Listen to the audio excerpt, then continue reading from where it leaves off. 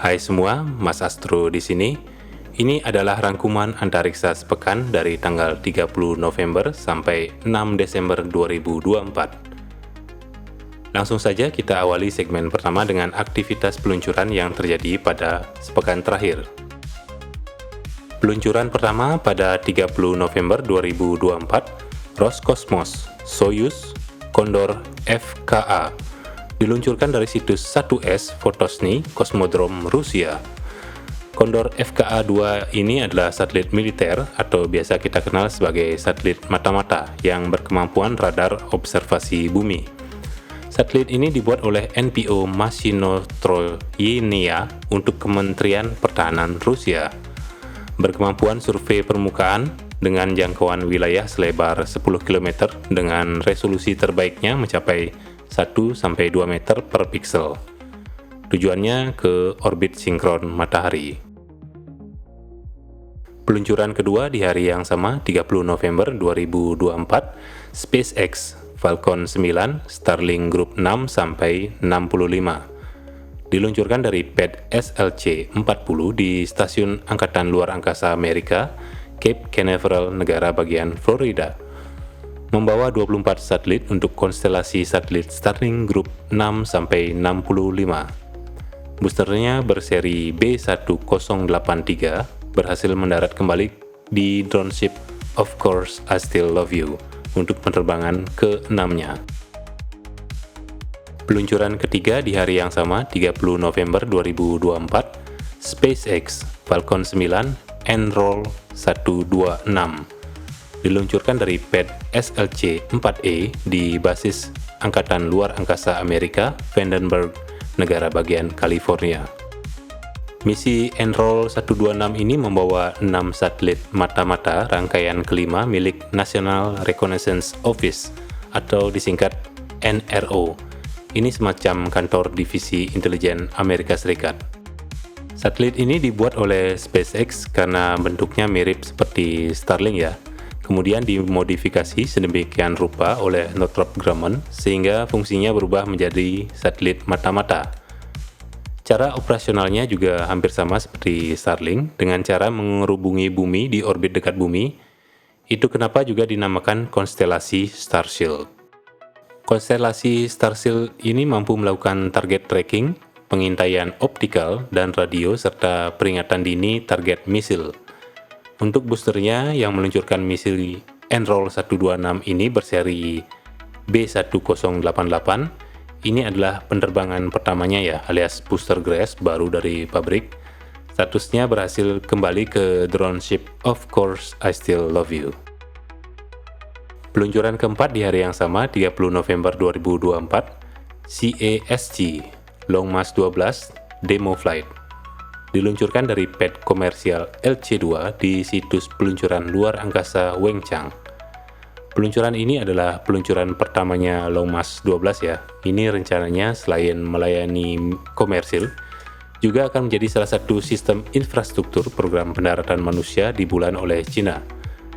Pada peluncuran kali ini, Long March 12 membawa 2 satelit untuk demonstrasi dan pengujian teknologi di orbit dekat bumi. 3 Desember 2024, CASG Long March 3B DJSW 13 diluncurkan dari pad LC-3 di pusat peluncuran satelit Xichang, China. Untuk muatannya ini tidak jelas ya. China mengklaim ini adalah satelit pengujian teknologi komunikasi, tapi kemungkinan ini adalah salah satu rangkaian satelit untuk keperluan militer bernama Dongxing Jinsu Xian yang dikirim ke orbit transfer geostasioner. Pada peluncuran kali ini juga menjadi peringatan peluncuran ke-100 untuk tipe roket Long March 3B yang sudah melakukan misi dari 1996, di mana misi pertama Long March 3B di tahun 1996 ini berakhir menjadi bencana ya, karena roket malah meluncur tak tentu arah dan jatuh dengan kondisi bahan bakar penuh di satu perkampungan padat yang menyebabkan banyak korban jiwa.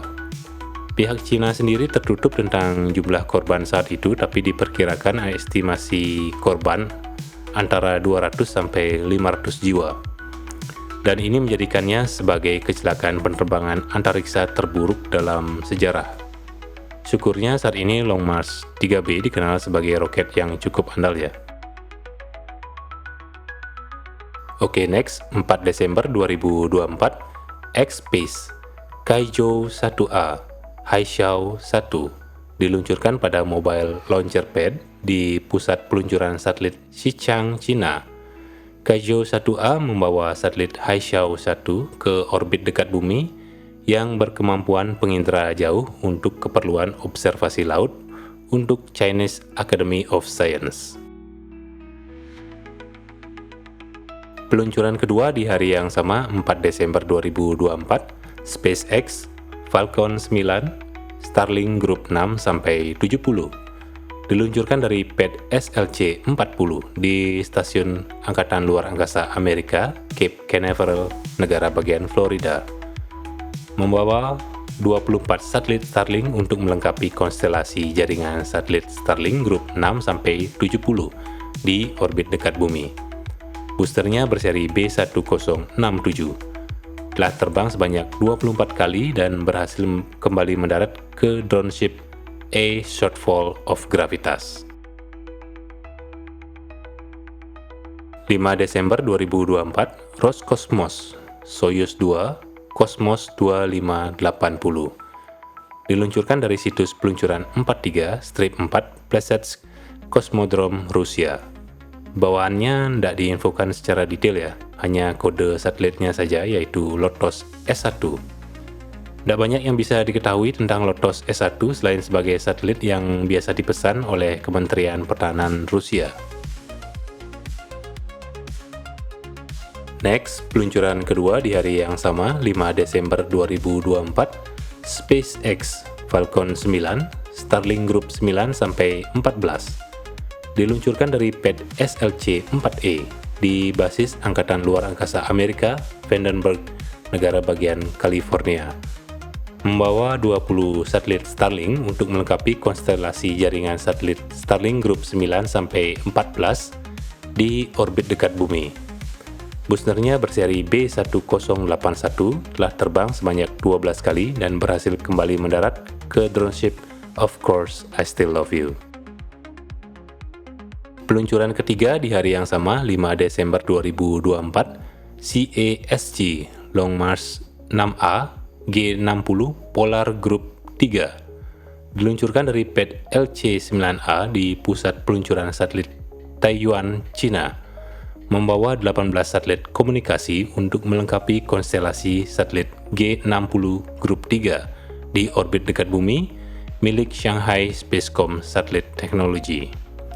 Nanti diharapkan ada 1.296 satelit yang telah terdeploy di tahun 2027 untuk bisa beroperasi dengan layanan skala terbatas ya, dengan rencana perluasan hingga 12.000 satelit. Peluncuran keempat di hari yang sama, 5 Desember 2024, ISRO PSLV XL Proba 3 diluncurkan dari pad peluncuran 1 di Pusat Antariksa Satish Dhawan, India. Membawa sepasang satelit eksperimen sains bernilai tinggi milik ESA atau European Space Agency Proba 3.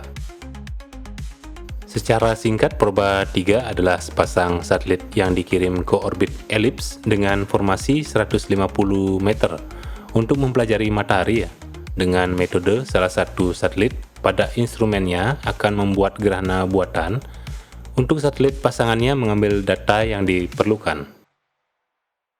Hal yang menarik di sini, ESA tidak meluncurkan satelit dengan roket sendiri ya, tapi dengan ISRO. Ini karena roket andalan ESA yaitu Ariane 5 ini kan sudah pensiun, sedangkan Ariane 6 masih dalam pengembangan. Satu-satunya roket ESA yang masih beroperasi hanya Vega ya, yang hanya mampu mengirim satelit-satelit ringan. 6 Desember 2024, SpaceX Falcon 9 SXM-9 diluncurkan dari pad LC-39A di Pusat Antariksa Kennedy Space Center, negara bagian Florida. Membawa satelit SXM-9 adalah satelit digital audio radio berkemampuan tinggi ke-10 buatan Maxar untuk siaran broadcast radio Sirius XM. Ini tujuannya ke orbit transfer geostasioner. Boosternya yang digunakan kali ini berseri B1076. Telah terbang sebanyak 19 kali dan berhasil mendarat kembali ke drone ship Of Course I Still Love You. Peluncuran kedua di hari yang sama, 6 Desember 2024, Arianespace Vega C Sentinel-1C. Diluncurkan dari pad ELV Pusat Antariksa Guyana, Prancis. Membawa satelit Sentinel-1C ke orbit sinkron matahari untuk keperluan radar pencitra segala cuaca, darat, dan laut. Awalnya Sentinel-C direncanakan akan diluncurkan oleh roket Soyuz ya, tapi karena masalah geopolitik akhirnya dikirim dengan Vega C. Peluncuran ketiga di hari yang sama, 6 Desember 2024, ESA, Simorgh, Vakar 1 dan Saman 1. Diluncurkan dari Imam Khomeini Spaceport, Pusat Antariksa Semnan, Iran. Ini membawa dua satelit. Pertama, Vakar 1. Ini satelit komunikasi berukuran kecil atau biasa disebut CubeSat. Yang kedua adalah Saman 1. Saman 1 ini sebenarnya bukan satelit ya, tapi bagian stage ketiga dari roket Simorgh dan akan melakukan pengujian propulsi ke orbit yang lebih tinggi sampai dengan ketinggian 400 km. Peluncuran Simorgh kali ini punya kemampuan yang lebih baik ya dari versi peluncuran sebelumnya, karena mampu mengirim wahana yang berbobot 300 kg ke orbit dekat bumi.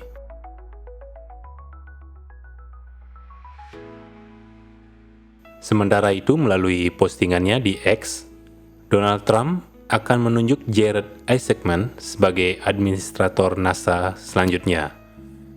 Bagi yang nggak tahu, Jared ini adalah pendiri dan CEO Shift4, jadi semacam aplikasi pembayaran gitu ya di Amerika. Kerennya dia mendirikan perusahaannya di tahun 1999. Saat itu dia baru berusia 16 tahun. Dia juga dikenal mendirikan banyak yayasan ya, dan dianggap sangat dermawan. Dia juga seorang pilot dari pesawat tempur pribadinya. Di antaranya dia punya MiG-29 dan Tornado F2. Dan yang paling terkenal akhir-akhir ini, Jared Isaacman adalah seorang astronot komersil yang sudah bolak-balik ke luar angkasa ya menggunakan kapsul Dragon SpaceX. Antara lain pada misi Inspiration 4 pada 2021 dan pada misi Polaris Dawn pada September 3 bulan lalu ya, dan menjadi astronot komersil pertama yang melakukan spacewalk. Dipilihnya Jared sebagai administrator NASA selanjutnya karena dianggap punya kecakapan ya sebagai pendiri dan pemimpin perusahaan, serta ketertarikannya akan dunia antariksa yang dianggap memiliki kompetensi yang diperlukan untuk NASA agar bisa berkembang dan menjadi lebih baik. Tentunya Jared akan memiliki tugas yang sangat berat ya di masa perlombaan antariksa jilid 2 melawan Cina kali ini. Karena NASA 10 tahun terakhir dianggap sangat mandek ya, alias jalan di tempat. Walaupun telah ditugasi misi Artemis, tapi progresnya terbilang sangat lambat sekali ya. Ini akan menjadi tantangan untuk Jared untuk memberikan terobosan yang revolusioner pada NASA. Yang terakhir, ini basically follow up dari berita sebelumnya ya, yang bahkan tersiar di hari yang sama pada 5 November 2024. Pada konferensi pers, NASA mengumumkan penundaan untuk misi kru Artemis 2 ke bulan yang rencananya akan diluncurkan pada September 2025. Dan meminta penundaan sampai dengan April 2026. Alasannya ini karena telah ditemukannya masalah utama yang menyebabkan kerusakan penahan panas atau heat shield dari kapsul Orion pada misi Artemis 1, sehingga diperlukan perbaikan. Atas perkembangan berita ini berarti misi Artemis yang memiliki target untuk mendaratkan manusia di bulan pada pertengahan tahun 2027 tentu saja akan molor juga ya. Apalagi penyiapan roket SLS ini dikenal sangat lambat. Ini akan menjadi daftar panjang penundaan demi penundaan yang sudah dilakukan NASA berkali-kali ya. Padahal misi Artemis punya target pendaratan manusia di bulan seharusnya sudah dilakukan pada 2024 ini, beserta dengan seluruh infrastruktur termasuk stasiun luar angkasa Lunar Gateway. Tapi ini SLS saja tidak siap ya.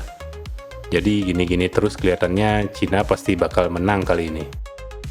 Sementara itu, calon administrator NASA selanjutnya, Jared Isaacman, telah menghubungi administrator NASA saat ini, Bill Nelson, perihal kendala-kendala yang dialami untuk dievaluasi ke depannya. Di mana kelihatannya seperti ada konflik ya, sampai-sampai Nelson mengungkapkan pernyataan kekecewaannya yang intinya seperti ini.